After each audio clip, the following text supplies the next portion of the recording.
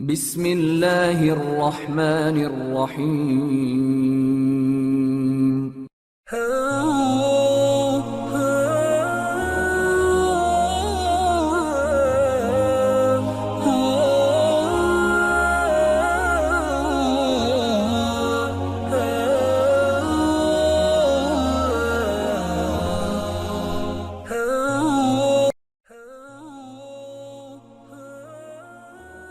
نبی کریم علیہ الصلوۃ والسلام کی ذات اقدس کے حوالے سے سلسلہ پنجتنی نے نوجوان نسل کی بہتر رہنمائی اور آگاہی کے لیے ایک سلسلہ وار پروگرام فوق البشر کی عنوان سے ترتیب دیا ہے۔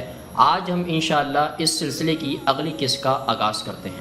مدینے کے لوگوں نے مشترکہ دفاع اور مدافعت کا معاہدہ کیا تھا، لیکن اگر اب حملہ کرنے میں پہل کی وجہ سے یہ دفاع لازم ہو جاتا تو وہ اس سے ہرگز متفق نہیں تھے۔ 7ویں صدی عیسوی میں بھی آج کی ہی طرح اصطلاحات کی تشریح اور تفسیر اچھا خاصا جھنجھٹ ہوا کرتا تھا۔ یہاں مدافعت اور جارحیت میں فرق کرنا مشکل تھا، جیسے تب ویسے ہی آج بھی عام طور پر یہ فرق بجائے اصل تشریح کرنے والے پر منحصر ہوتا ہے۔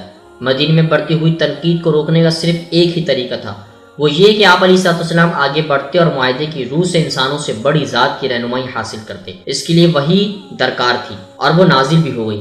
لوگ پوچھتے ہیں ماہ حرام میں لڑنا کیسا ہے؟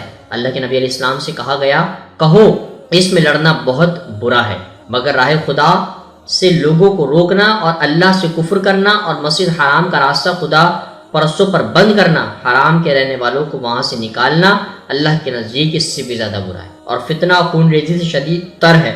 وہ تو تم سے لڑے ہیں اور لڑتے ہی جائیں گے، حتیٰ کہ اگر ان کا بس چلے تو تمہیں اس دین سے پھرا لے جائیں گے۔ پھر اسی طرح آگے چل کر معاملے کو صاف کرنے کی غرض سے ایک دوسری آیت میں کہا، یہ وہ لوگ ہیں جو آپ علیہ السلام جو اپنے گھروں سے ناحق نکال دیے گئے، صرف اس قصور پر کہ وہ کہتے تھے کہ ہمارا رب اللہ ہے۔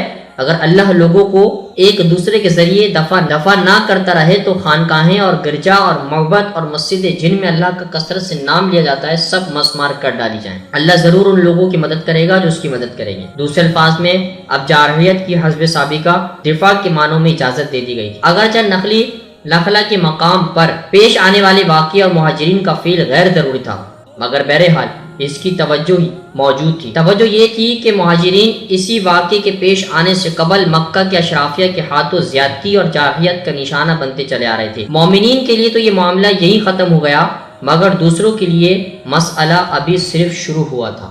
معزز دوستو، آج کی گفتگو کا اختتام ہوا۔